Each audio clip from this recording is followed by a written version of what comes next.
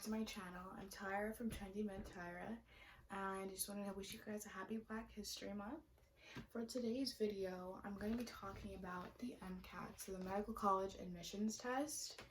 It's 4 sections: Chem Phys, Critical Analysis and Reasoning, Biology and Biochemistry, and then Psychology and Sociology.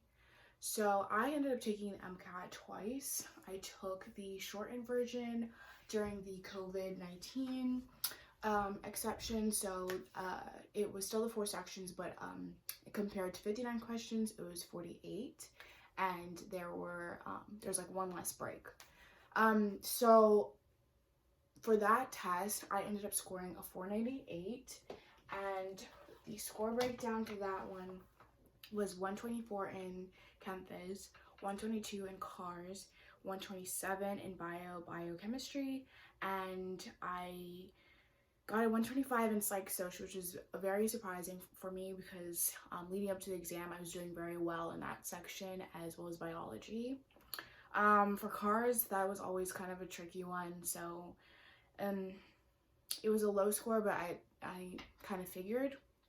Chem Phys was also a weakness for me throughout my study process, and so I ended up taking it a second time. So this is a full length, just different COVID regulations, just wear a mask, but it was the same length of time, same 4 sections, etc. So in that one, for the score reveal, I got 6 points higher, so I scored a 504, and I'm gonna add both score reports in the video, like quick clips. So for that one, I improved for Chem Phys 126. I got a 124 in Cars, so plus 2 points for Chem Phys and Cars. Then I got a 127, no I didn't, I'm looking at the older score. I got a 125 on biochem, so that score dropped, which kind of sucked because I was doing well in that section, but I remember during the test, like that, I got one passage that really threw me off, so I think that impacted the score a little bit. And then for Psych Soc, I got a 129, so that was pretty target. Like that was on target for most of my previous practice tests, which I will also include. I used the AAMC materials twice, so I went through the practice exams 2 times, and I'll include a clip of my progress for those as well. Alright, so I just dropped that. Pause. Okay, so for resources, for both times, I used Kaplan, and I used the complete 7-book subject, so I used this one. I don't think it really matters which company you use, it's pretty much the same content. And I used physics and math for my second time using the Princeton Review because I wanted to see new questions. So basically how I went about it, I used a private tutor through Wizen, which was very affordable. Both times when I was studying, I just had different tutors each time. So she created a schedule for me. We went through content review, so taking notes, creating summaries, and then we switched over to doing practice questions and full lengths. So for my practice questions, I relied heavily on UWorld question bank. That was extremely helpful. So of course I did the questions that were in the book, but those are basically discrete questions or shorter questions with no passages. So I needed more practice with passage-based questions, so I used UWorld for that. And I also purchased what did I purchase? I purchased all the full-length I purchased all the full-length practice exams from the AAMC, and I saved those for last. And then I also purchased the blueprint full-lengths 1 through 4 to start off my practice exams, and I took a diagnostic for Kaplan and blueprint when I was first starting off. So just a recap of resources, I had a private tutor. Not trying to say that I have, like crazy money, blah, blah, blah. That was really not the case. I don't do well with prep courses. I feel like they're not suited for my pace or individualized, and Wyzant was really affordable for me. It just wasn't cost effective to pay for like close to $2,000 course, and there was like no one-on-one time per se. So I used that. Again, UWorld, AAMC materials, and I use YouTube videos. I think the organic chemistry tutor, Khan Academy videos.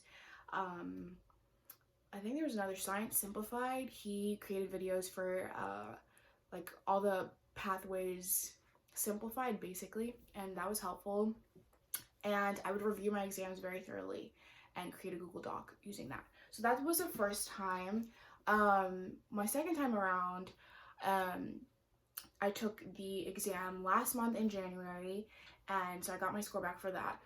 So within the 3 months, the 3-month span between my exams, I redid the blueprint exams, so full lengths 1 through 4, and I redid all my AAMC materials, and I which included the section bank and this other question pack for all the different sections. So I redid those, and then I also purchased the question packs for chemistry, physics, and biology as more practice. And then I also utilized Anki. That was a game changer, like really hammering down the psychology content. For both times I studied, I used the Khan Academy 100-page document. And I guess the mistake I made the first time was I would memorize everything, so that was never an issue for me. I would memorize pretty much the whole document, understand the different theories, but I wouldn't really spend as much time doing practice questions. And I mean, obviously that's important because the way they frame the exam is really based on passages, and you're gonna have to like critically analyze these psychological theories and like apply that information, if that makes sense. So I spent more time doing that. So I redid the Khan Academy. I used the Anki deck, Miles Down. His psychology deck was really helpful. I went over the equation, some the amino acids for biochemistry. And from biochemistry, I took the course at my undergrad institution kind of in between my time studying for the MCAT the first time. So there was like a gap in my schedule where I was really focused on my biochemistry course. And so I rewrote the pathways on a sheet of paper, and when I was studying for the MCAT, like full-time, no distractions, I would go over that pathway and rewrite the pathway, rewrite the amino acids. So really make sure you guys know the amino acids and enzyme kinetics, because those are super important. So yeah, those are the resources for my second time around. I also had different tutors the second time around. It's no shade to my first tutor, it was just like I needed change. And I really heavily focused on implementing test-taking strategies, so that would save me time. And you know, you don't want to be wasting time like reading through the passage,